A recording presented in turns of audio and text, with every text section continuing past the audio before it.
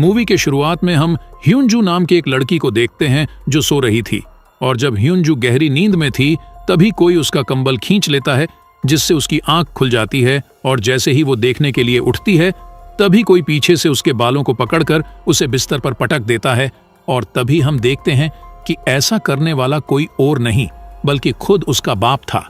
तब ह्यूनजू कहती है कि आप ये क्या कर रहे हो, लेकिन उसका पिता उसे कोई जवाब नहीं देता और अपनी बेटी के जिस्म को गंदी नजरों से देखने लगता है और उससे कहता है कि मेरी बेटी कितनी बड़ी हो गई है। अब ह्यूनजू अपने पिता के मुंह से ऐसी बातें सुनकर काफी डर जाती है और रोने लगती है। उसके बाद वह अपनी बेटी के बालों को छोड़कर उसके चेहरे को छूने लगता है, जिससे ह्यूनजू और भी ज्यादा डर जाती है और उसे कुछ भी समझ में नहीं आ रहा था कि उसके साथ ये हो क्या रहा है।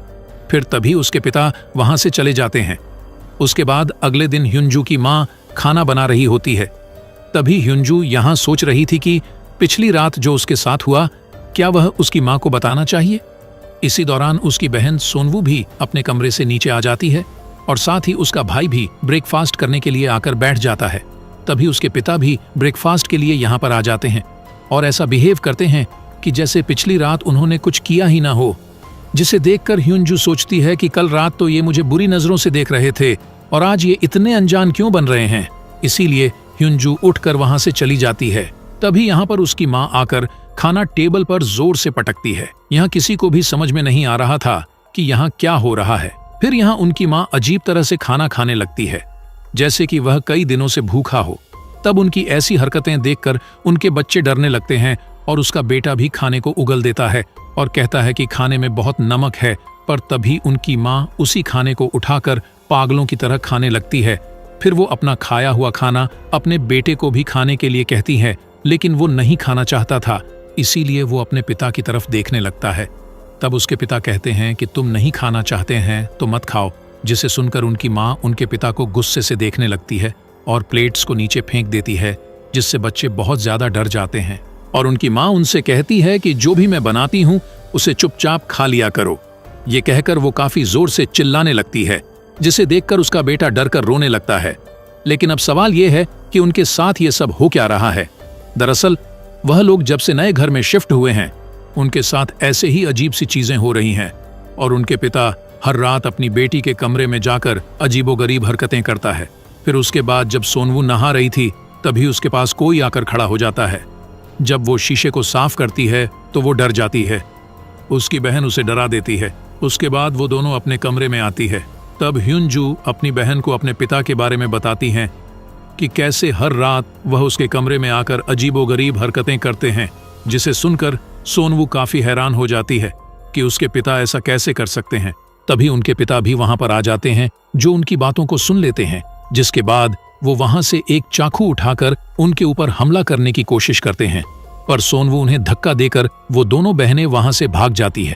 लेकिन तभी अचानक फिर से उनके पिता उनके सामने आ जाते हैं और वह सोनवू के बालों को पकड़कर वहां से नीचे फेंक देते हैं।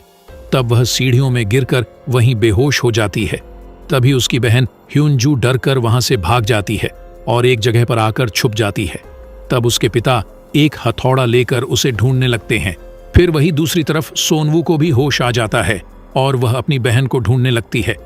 लेकिन जब वह पीछे मुड़कर देखती है तो उसके पिता एक हथौड़ा लेकर उसके सामने खड़े होते हैं और वो उस पर हथौड़े से हमला करने ही वाले होते हैं कि तभी ह्यूनजू जोर से चिल्लाती है, जिससे उसके पिता रुक जाते हैं। तभी ह्यूनजू एक बैट से अपने पिता को जोर से मारती हैं, लेकिन उसके पिता को कुछ भी नहीं होता और गुस्से में वह उसके ऊपर भी हथौड़े से हमला करने लगते हैं। और तभी नीचे से उनके असली पिता ऊपर आने लगते हैं, जिसे देखकर उनका बहरूपिया हथौड़ा फेंककर दूसरे कमरे में चला जाता है। फिर उनके पिता ऊपर आकर अपनी बेटियों को देखते हैं, जो उनसे डरकर पीछे हट रही थी। तभी उनके पिता दरवाजे पर हुआ एक बड़ा सा छेद को देखते हैं और उनसे पूछते हैं कि क्या तुम दोनों यहाँ पर लड़ाई कर रही थी। लेकिन वो दोनों कोई भी जवाब नहीं देते। और तभी उनका भाई यहाँ पर आता है। तब वह दोनों बहनें उसे यहाँ से भागने को कहती हैं। फिर तभी पीछे से उनकी माँ वह हथौड़ा उठाती है और उनके पिता के पास जाकर उन पर हमला करने लगती है। तभी उनके पिता उसे रोकने की कोशिश करते हैं, लेकिन वह उन्हें धक्का मारकर गिरा देती है, जिसके बाद वह काफी डरावनी स्माइल देने लगती है और टूटे हुए कांच पर पैर रखकर अपने रूम में चली जाती है। लेकिन तभी नीचे से उनकी माँ आवाज देकर ऊपर आती है और उनसे पूछती है कि ये सब क्या हो रहा है। लेकिन सभी लोग उनसे डरने लगते हैं। तभी उनके पिता डरते हुए रूम का दरवाजा खोलते हैं, लेकिन रूम में कोई भी नहीं होता। पर उनके पिता फ्लोर पर पड़े हुए हथौड़े को देखते हैं, जिसके बाद उनकी माँ अपने बच्चों से पूछती हैं कि क्या हुआ, लेकिन वो तीनों अपने माँ से डर रहे थे। फिर अगली सुबह उनके पिता अपने भाई को घर बुलाते हैं, जो चर्च का एक फादर होता है, और अगले दिन वह उनके घर आता है। तब फादर उन्हें ऐसे ही अजीब घटनाओं के बारे में बताता है, लेकिन उसका बड़ा भाई इस सब पर विश्वास नहीं करता था। फिर रात को ये लोग एक साथ एक ही रूम में सोने का डिसाइड करते हैं। उसके बाद आधी रात में छोटे बच्चे को टॉयलेट आती है और वह बिना किसी को परेशान किए अकेला ही वॉशरूम में चला जाता है। तभी उसके जैसा ही दिखने वाला एक बहरूपिया वहां आता है, जो एक चाकू उठाकर अजीब सी स्माइल करता है, और वह फादर को मारना चाहता था, लेकिन वो उसे नहीं मार पाता और ऐसा लग रहा था कि उसे किसी चीज ने रोक लिया था। तभी फादर अपनी आंख खोलते हैं और वो समझ गए थे कि यहाँ पर खतरनाक आत्मा का साया है, लेकिन फादर इस चीज से अकेले नहीं लड़ सकते थे, इसीलिए वो अपनी एक सीनियर फादर से मदद मांगते हैं। फिर सभी सीनियर बैठकर बात करते हैं कि आखिर इस फैमिली को उस आत्मा से कैसे बचाया जाए, और वह सभी मिलकर एग्जॉर्सिज्म करने का फैसला करते हैं। फिर अगले दिन फादर्स की टीम उनके घर जाने के लिए निकलते हैं और उनका भाई उन्हें पिकअप करता है, लेकिन रास्ते में कौआ उनके गाड़ी में अटैक करते हैं और साथ ही उनके गाड़ी का ब्रेक फेल हो जाता है, जिससे गाड़ी का बैलेंस बिगड़ जाता है और गाड़ी एक खाई में जाकर गिर जाती है। फिर दूसरी तरफ उनके पिता सोनवू को बेड से बांध देते हैं। तभी बच्चों की माँ उन्हें समझाने की कोशिश करती है, लेकिन वो कहते हैं कि ये सब ठीक करने का बस यही एक तरीका है। फिर आधी रात को फादर खून से लथपथ होकर उनके घर आते हैं और बताते हैं कि सभी फादर्स मारे जा चुके हैं, इसीलिए अब जो भी करना है वह हमें ही करना होगा। लेकिन फादर को इसमें डर लग रहा था, क्योंकि आखिरी बार जब उन्होंने एग्जॉर्सिज्म करने की कोशिश की थी तो उस आत्मा ने फादर के पूरे फैमिली को मार दिया था, और उन्हें डर लग रहा था कि फिर से ऐसा ना हो जाए, और अगर ऐसा हो गया तो वह खुद को माफ नहीं कर पाएंगे और पूरी जिंदगी पछतावे में रहेंगे। लेकिन उसका भाई अपने घुटनों में बैठकर उससे रिक्वेस्ट करता है कि हमें किसी भी तरह इस शैतान से बचाओ, वरना वह हम सभी को मार देगा। जिसे सुनने के बाद फादर कैंडल्स जलाते हैं और सोनवू के ऊपर होली वाटर को छिड़कते हैं।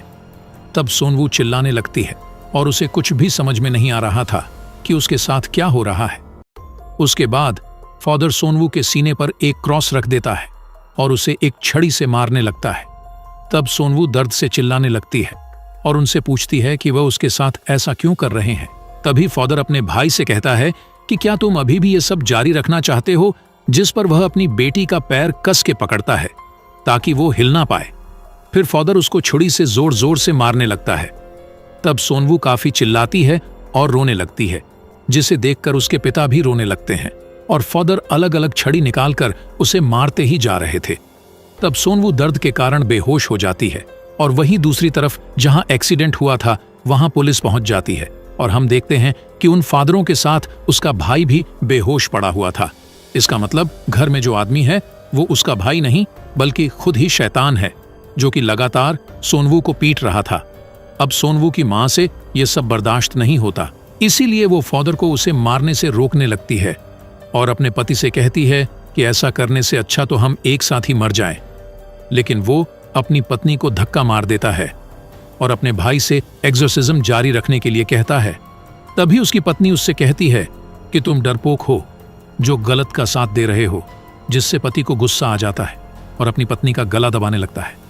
तभी पत्नी एक कांच का गिलास पति के सर पे दे मारती है।